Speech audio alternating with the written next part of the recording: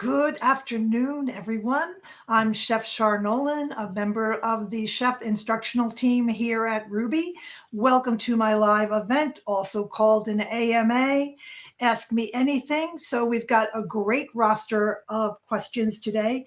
And I did just want to go over one little piece of information because I read a lot of assignments, which I love.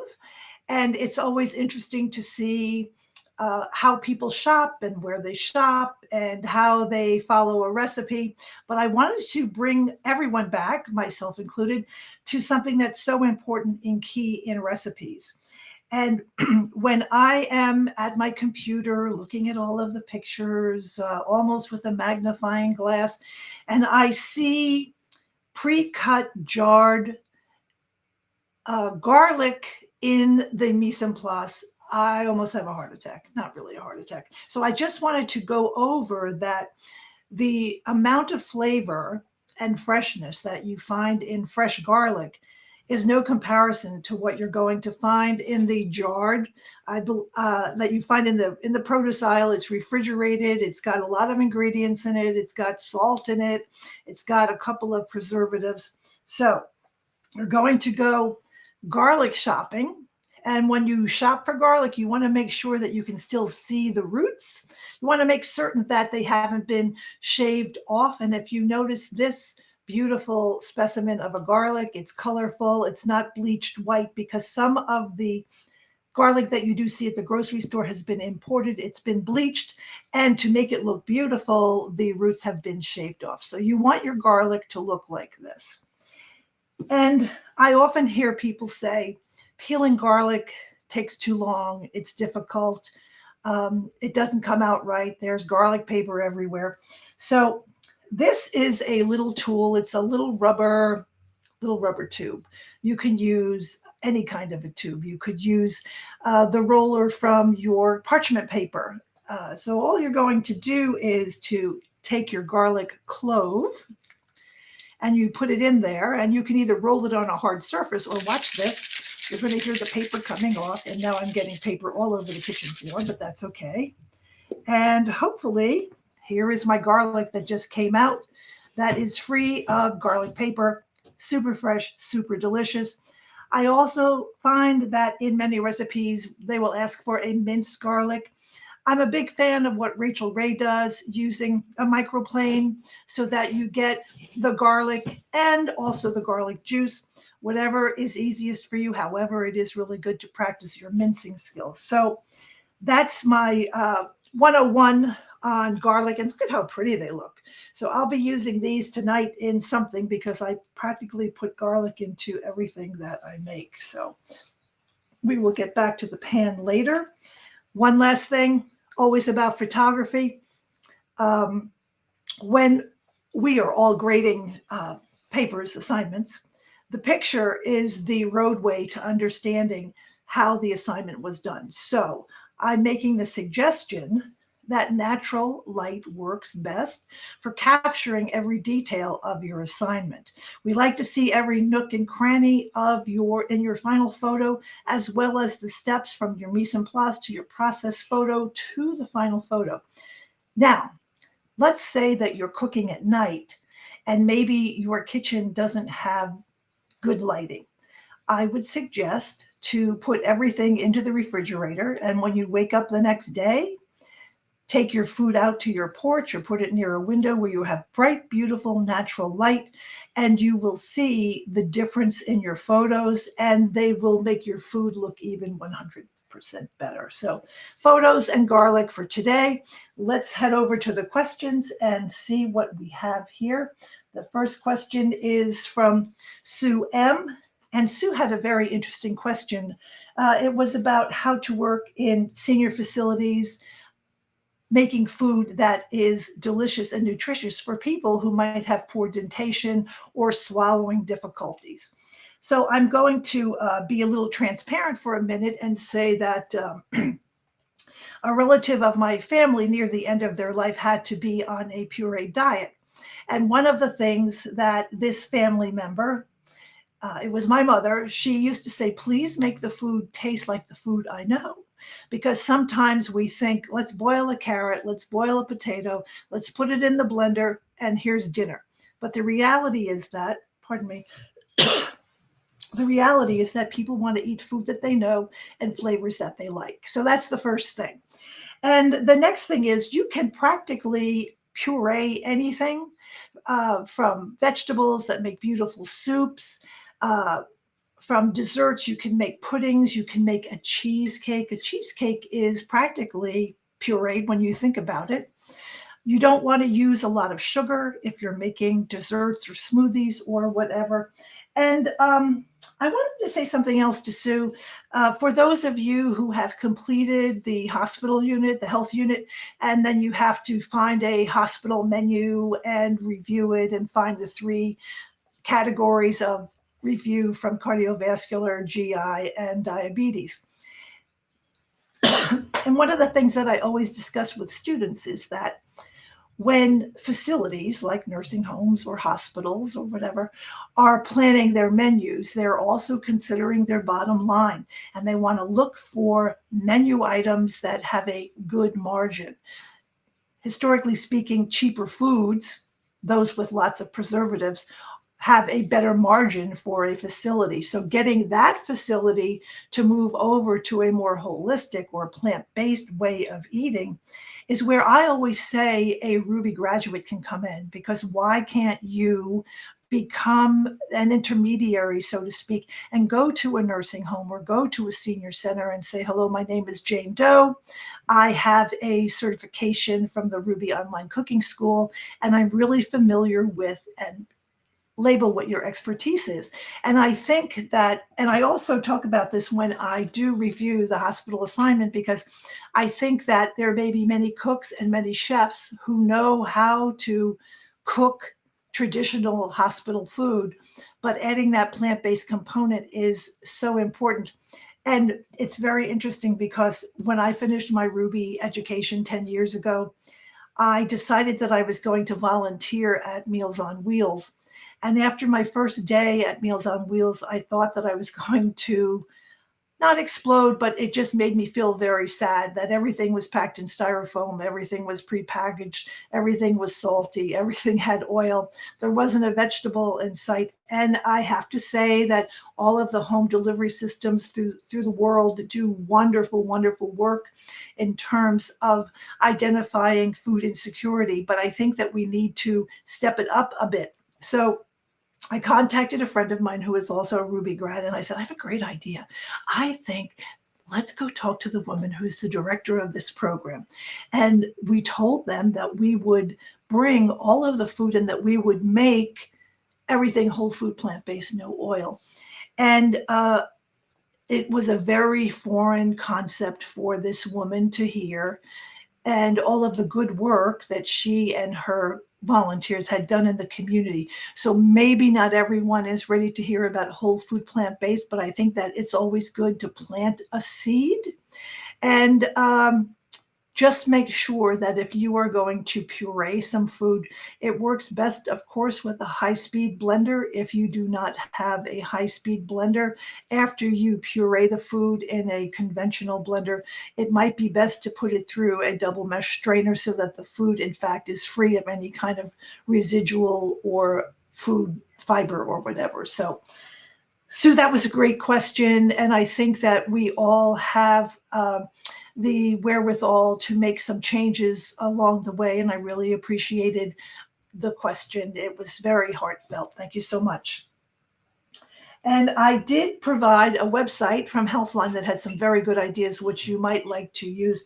I will say I did an exhaustive book search last night, and it appears that there are many people who are experts in the field, and their books got horrible reviews with 1 star. So I decided then to look for a periodical or a website like Healthline, and they had some really excellent ideas that you might like to look into. So I hope you find that helpful.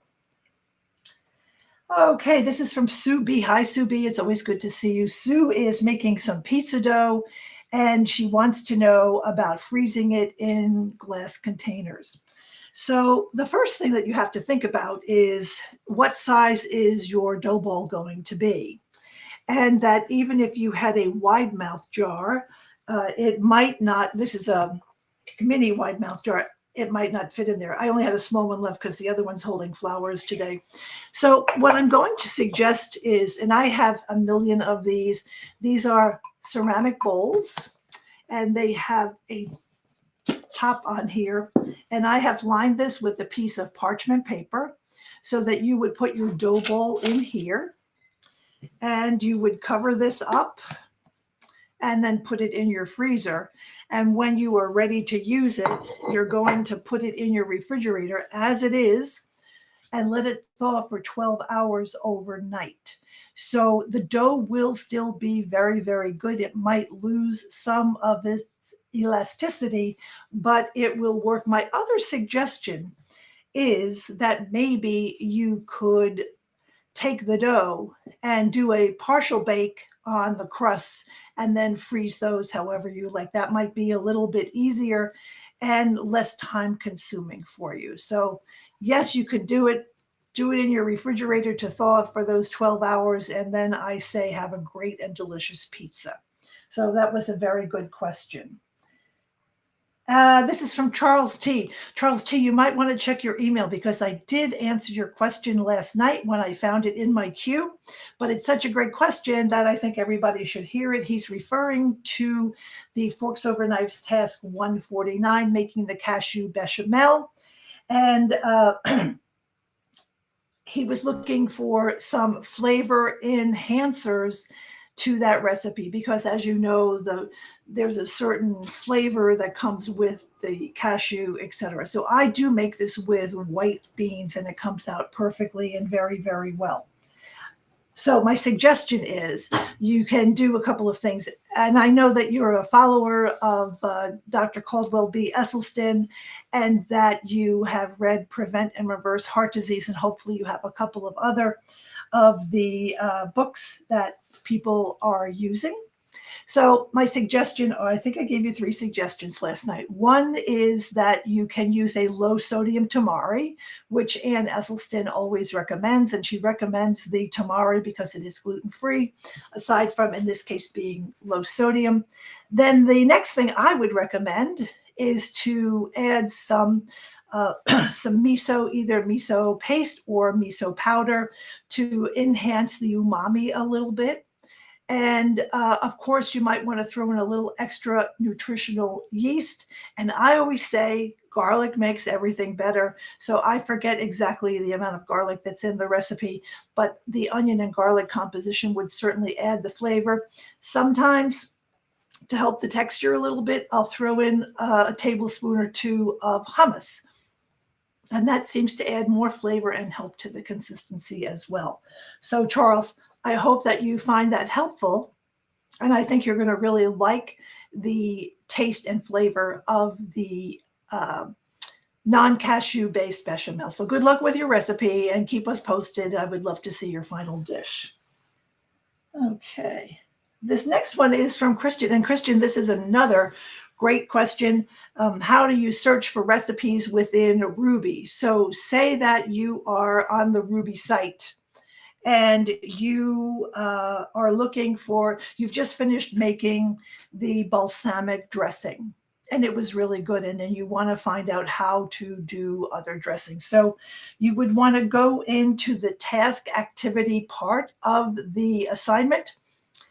You go into your queue, look at your grades, and then click onto that assignment. And then when you go to task activity, it's in the upper left-hand corner. It's the second section down. Click on that, and then you'll see all of the recipes for that unit. So you might want to make the lemon Dijon vinaigrette, or you might want to make the avocado ranch dressing or whatever, but you can stay within the system while you're doing your work. So you might find that very, very helpful. So very good question. And our next question is from Sue B, who wanted to know if she can freeze the manicotti. And I don't know how many of you are Plant Pro students, but the manicotti recipe is absolutely delicious. Pasta is wonderful, but aside from that, the tofu ricotta is absolutely delicious, and it's one of my favorite things to make and eat. So Sue wants to know if she can freeze the manicotti. They can freeze them at the grocery store, so I say yes to you. However, I'm all about having food in a timely manner and meeting a schedule and things like that. So it might be more helpful for you to break it into a couple of dishes and pre-bake them and then place them in the freezer that way. And when you're ready to cook them, have them thaw in the refrigerator, add a little bit of that extra delicious marinara sauce. But either way is fine. You just don't want them to stick together. So you might want to have parchment paper between them. And that's all you have to do. So it's a great recipe. So I would love to see what your final dish looks like. And here she is. Here is Chef Fran. She's so sweet. It's always a good day when she can catch up on a Rouxbe Live event. And she's looking for some information regarding the no oil saute. And, a couple of talking points. The best thing about a no oil saute is having a good stainless steel pan.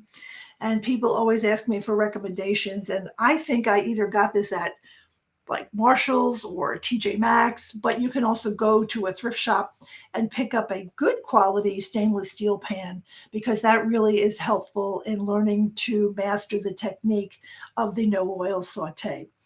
And when you begin that assignment, you always want to do the mercury ball test, which works best in a stainless steel pan, which tells you that the heat of your pan is good. If the heat of your pan is too low, your mushrooms will remain plump when you want them to cook at a good temperature so that they lose their moisture and they actually look sauteed. The other part of it, Chef Fran, is about the deglazing. And of course, you want to have good garlic, but your garlic doesn't go in first. It's those shallots that are going to go in first, because garlic is a low moisture vegetable and it burns quickly. So you add this just before you deglaze. And once you deglaze with either water, stock, or wine, then you go on from there. And mushrooms do not like to be stirred too much. And pretty much in about 3 or 4 minutes, you're going to have beautifully colored mahogany brown, sauteed, oil-free mushrooms. And that's that in a nutshell. But the key is a good pan, good heat on the pan as well, and having your garlic not be the first ingredient. And I often say when I'm reviewing assignments that putting garlic in first when I'm watching cooking shows, I always sort of like shriek a little bit, because I say to myself, your garlic is going to burn. So that's one important thing to remember, because it's a low moisture vegetable. So Chef Fran, we have to get together soon. We live very close to one another, but we're both so busy, and hopefully we'll be able to catch up soon with a cup of coffee somewhere. Thank you, Chef Fran. This is from Melissa B. She's wondering if I have made noodles with flour other than unbleached white. I am especially interested in getting the optimum possible food value in the noodles. So I personally have only made them with the flours that are recommended in the recipe. But I will tell you from a personal point of view that I have embraced eating gluten-free. And so I've been experimenting with breads, with flat breads and yeast breads. And I think that it turns back to being science in the kitchen and what works best for you. I am enjoying buckwheat flour, which is gluten-free. I think the best thing to do, and maybe Chef Fran can shed some light on this with a link, but it might be good to explore some of the gluten-free flours that are available to you. And I will say this, and I'm not doing a commercial or anything like that, but I'm a big fan of Bob's Red Mill for many reasons, but one being that Bob's Red Mill has 2 separate plants. Their gluten-free flours are not processed in the same plant as their wheat items are. So there is definitely a sense of true integrity of an item being gluten-free. But Buckwheat I like, and if you're looking for whole wheat, you're going to have to balance it out a little bit because it's a very, very heavy, heavy flour. And Melissa's curious about ginger. She wants to know my favorite ways to use fresh or powdered ginger. I think that the ways to utilize ginger are exponential. Aside from the health benefits that are often reported, I enjoy its flavor very much. I will make a pancake batter and grate some fresh ginger and add that to have a gingery taste. I use it in marinades, especially if I'm making Asian inspired dishes. It's great for making teas. It has endless possibilities. I like to buy it organic just because of where it might be from. And I know that if it's organic, that I feel a lot more comfortable using that. And I think that that's about it. I like them both. Chef Rain and I have a fondness for burlap and barrel spices. They're single origin. Their ground ginger tastes much better than anything else I have ever had, and it's straight single origin ginger. So there is that too. I think when we go to grocery stores today, it's really important to become almost a researcher in the aisle because you want to make sure that you're getting the best product that is good for you and tastes delicious and meets your values and things like that. What is a good recipe? This is from, and thank you very much for the question, Melissa. This is from Randall B. What is a good recipe for a plant-based cheese that does not contain oil? So if you are making a plant-based cheese that has any kind of nut in it, you do not need any oil whatsoever.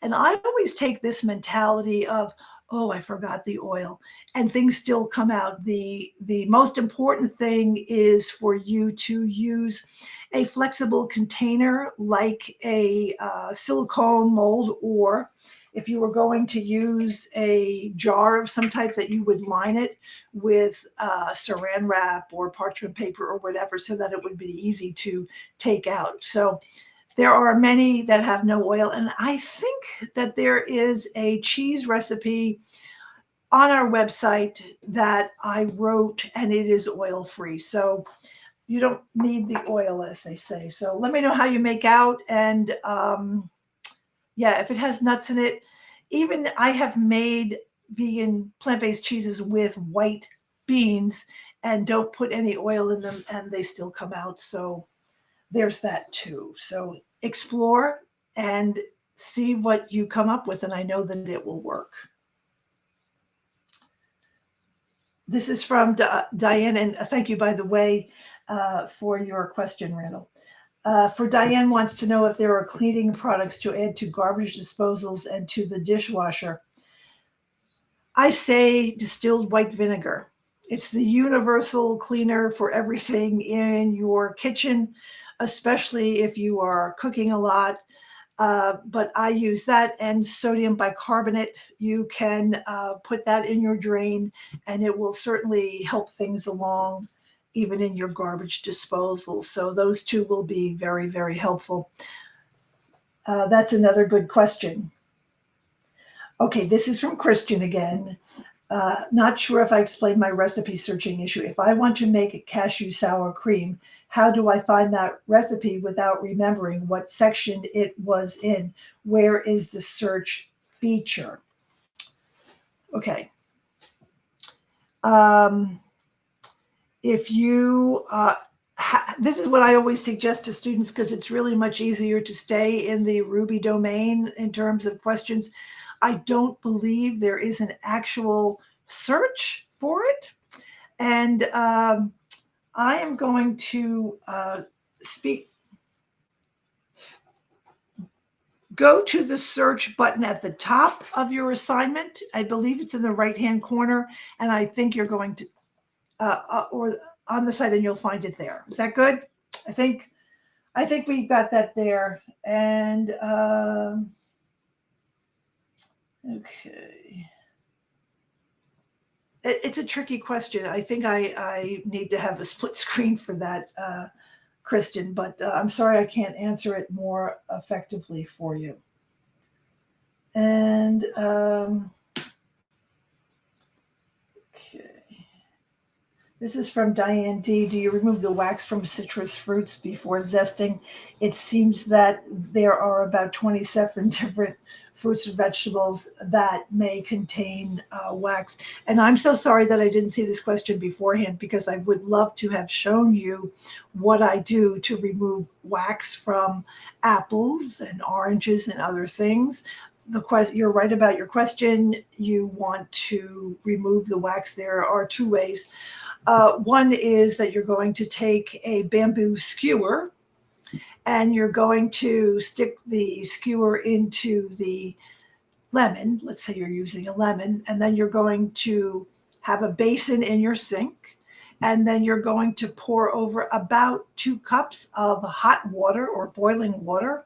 And when you pour it over, you will actually see this sort of waxy silt land in the water. So washing them with very, very hot or boiling water, but you don't want to get yourself burned. So make sure that you're using a skewer, or you could use tongs or something else like that. That will help. But that's a really valid question. And, it always makes me think about when we eat out, how do we know that someone has cleaned the lemon peel before they put lemon zest as a garnish or a curl or whatever? So that's another very, very good question. And this is from Diane again, just a comment. She made roasted tomatoes and she absolutely loves them. That's excellent. I think that the roasting vegetables assignment is a cornerstone in the Rouxbe curriculum, in the sense that I never knew that pan placement was so important, and that vegetables shouldn't touch or lap on top of one another, because when they do, they will steam rather than roast. So I think that unit has a lot of very interesting things for people to learn, and I'm glad that you enjoyed the tomatoes. I'm curious, were they quartered? Were they sliced? What did you do? What did you season them with? So I'm always curious, very curious about that. So I don't see any more questions in the queue. And I will say that many people are celebrating different holidays this week between Passover and Easter. There are many delicious recipes. For those of you who love our carrot recipe, and it has the nutritional yeast and sunflower garnish on it that is so tasty and delicious. So think this way. I'm roasting some carrots. I'm roasting some potato wedges. I'm roasting them together, putting them in the pan by size, and then I'm going to treat them with that delicious garnish of the nutritional yeast and sunflower seeds. And I think it's going to make a beautiful dish for my dinner on Sunday. So with that said, just a reminder that if you have any questions regarding an assignment, that you can always contact support services for that. And I also just wanted to say that sometimes when we review assignments, we may have to remove points. And as a student, you always have the ability to appeal your grade, to have it regraded for whatever the reason. So I just wanted to also make that clear to everyone else. And with that, I will see you next month in May. Everybody's on vacation this week, and I hope everyone's having a wonderful time. Thank you for the very thoughtful questions. And signing off from the city of brotherly love and sisterly affection, I'm Chef Char Nolan from the Rouxbe Online Cooking School. Have a great day.